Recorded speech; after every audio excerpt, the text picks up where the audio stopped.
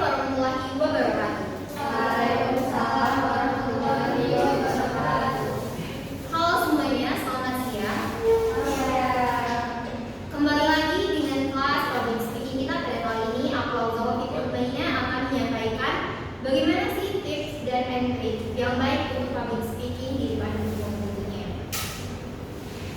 Nah, teman-teman pada tahu nggak bahwa 75% orang-orang takut berbicara di depan umum dibandingkan takut maju? Nah, banyak yang beranggapan bahwa berbicara di depan umum itu kayak ya Allah, masa sih harus berbicara di depan umum, aku nggak bisa dan segala macamnya. Namun, perlu kita tahu bahwa berbicara di depan umum itu merupakan soft skill yang harus kita asah pada zaman sekarang ini.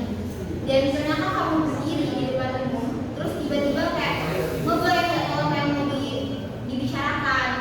Dan aku pernah pertama kali public speaking, aku ngerasa kayak aku lagi berdiri di sini, tiba-tiba kayak nggak tahu apa yang mau dibicarakan. Dan itu terjadi pada saat lomba FSI tahun lalu.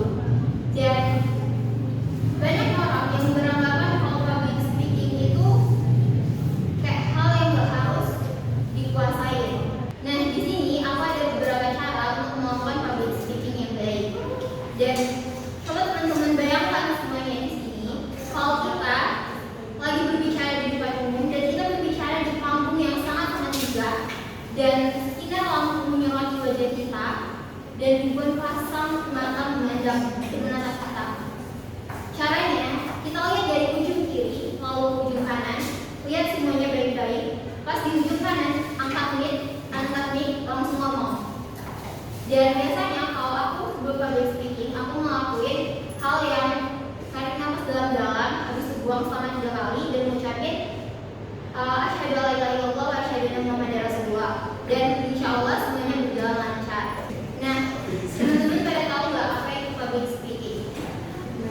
Nah, public speaking itu bagaimana cara kita berbicara di depan umum dan bagaimana cara kita untuk menarik perhatian audiens. Dan yang selanjutnya, kenapa sih kita di industri pariwisata tentunya? Kenapa kita harus belajar public speaking? Contoh, 1, tour guide untuk menjelaskan apa yang informasi yang akan disampaikannya itu harus public speakingnya itu harus mantap. Yang kedua, sebagai front office itu untuk melayani tamu itu harus bisa public speaking. Dan yang ketiga, ketika kita bekerja nantinya di bidang MICE tentunya bagian event organizer kita juga harus melatih public speaking kita. Dan tujuan dari public speaking itu ada 4. Yang pertama memberikan informasi, yang kedua memberikan motivasi, dan yang ketiga bagaimana cara kita untuk mempengaruhi orang. Yang keempat, bagaimana cara kita menyampaikan pendapat. Biasanya orang-orang yang ada di public speaking, pendapatnya itu akan didengar. Dan yang selanjutnya ada metode public speaking. Yang pertama itu metode improv.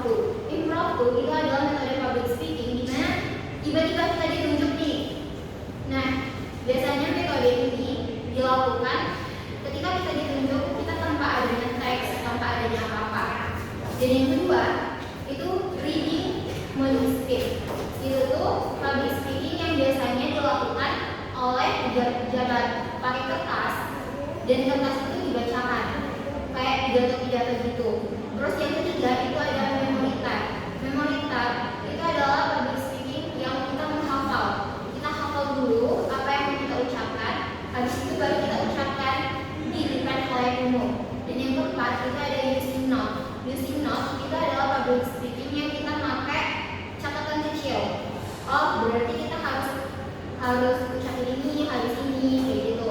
Terus juga ada nih tips public speaking yang bagus. Yang pertama itu adalah understand my choice. Bagaimana kita dapat menentukan nada ketika kita berbicara dan serta ketepatan dan intonasi serta artikulasi ketika kita berbicara.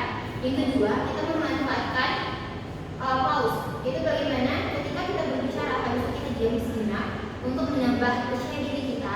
Selanjutnya itu juga digunakan untuk melakukan penekanan terhadap kalimat yang kita ucapkan sebelumnya. Yang ketiga itu adalah simple yet impactful. Itu public speaking itu tidak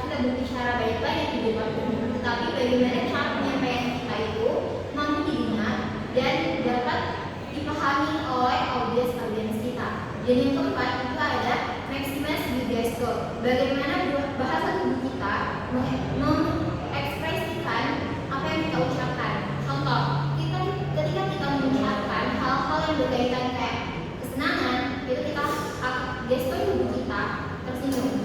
Sedangkan kalau kita mengungkapkan hal-hal yang serius ataupun yang sedih, gestur tubuh kita itu harus wajah kita itu mimiknya itu harus serius.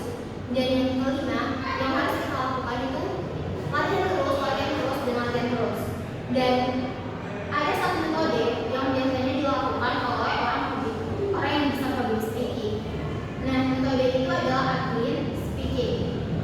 Itu bagaimana yang pertama kita melihat nih benda di sekitar kita, dan lalu kita pikirkan apa benda ataupun hal-hal yang di sekitar kita, terus kita deskripsikan benda tersebut selama 30 menit, 30 detik atau 1 menit. Contoh, kita lihat pintu. Begitu banyak pintu menuju kesuksesan. Kalau misalnya pintu ini tertutup, berarti masih ada pintu lain yang terbuka. Baik, apakah ada pertanyaan dari teman-teman semua berkaitan dengan hal yang aku bahas tadi? Oke, terima kasih sebelumnya. Sampai jumpa di kelas kita selanjutnya. Aku akhiri. Wassalamualaikum warahmatullahi wabarakatuh.